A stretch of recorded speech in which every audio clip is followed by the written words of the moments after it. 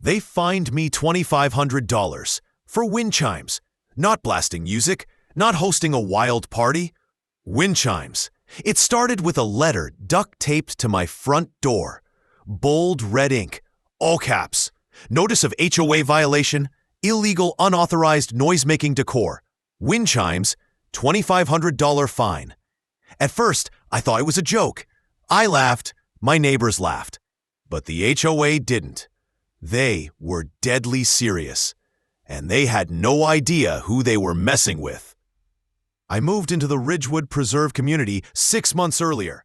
I was a 42-year-old graphic designer, recently divorced, looking for a clean slate. I worked from home, lived alone, and mostly kept to myself. My only noise offense was a pair of bamboo wind chimes on the front porch, a housewarming gift from my daughter, who'd picked them out because they sound like calm. The first few weeks were peaceful. Then came Karen. Her real name was Margaret.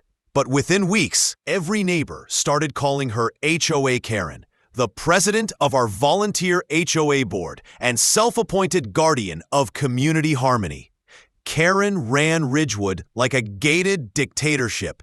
No bikes left outside, no mismatched potted plants. One guy got cited for planting hydrangeas in the wrong color. The first complaint came in an email. Dear Mr. Cole, your decorative items produce non-conforming acoustic disruption. Please remove immediately. I ignored it. 3 days later, I received the fine, $2,500. Attached was a PDF citing HOA Policy 3.7.1, ambient acoustic devices must be HOA approved. I'd never heard of it. No one had. When I asked for a hearing, they denied it, citing non-refundable violation assessment. I was told failure to pay would result in a lien on my home. That's when I got mad. Not loud, not emotional, just strategic. Karen doubled down. Suddenly, everyone in my cul-de-sac was being hit with petty violations. $75 for visible trash bins on non-collection days.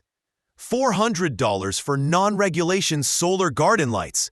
One couple got fined because their toddler left a plastic dinosaur in the yard. I dug deeper. Nobody had a printed rulebook. Karen said they were going digital. So I went looking.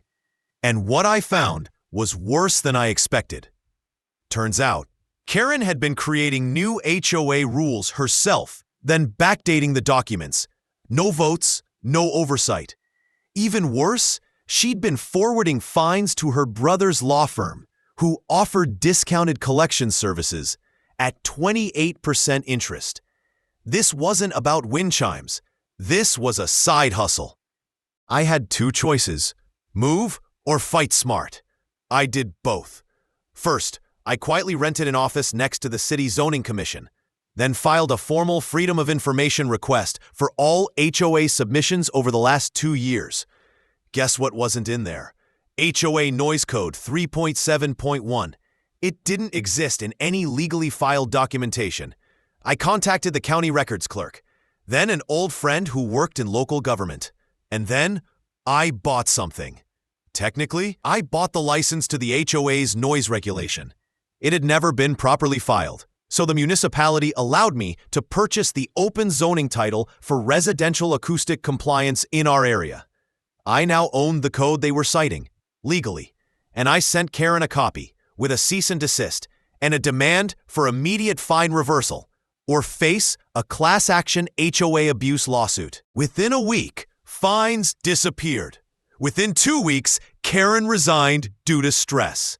By the end of the month, 13 neighbors joined me in filing a formal petition to dissolve the HOA entirely. The new committee, formed by vote, replaced 90% of the board with actual residents. As for my wind chimes, they still hang there right now. I added 2 more. Sometimes, late at night, I sit on the porch and listen to them clinking gently in the breeze. The sound is soft. But the silence from the HOA? That's music! What would you do if your wind chimes got you fined $2,500?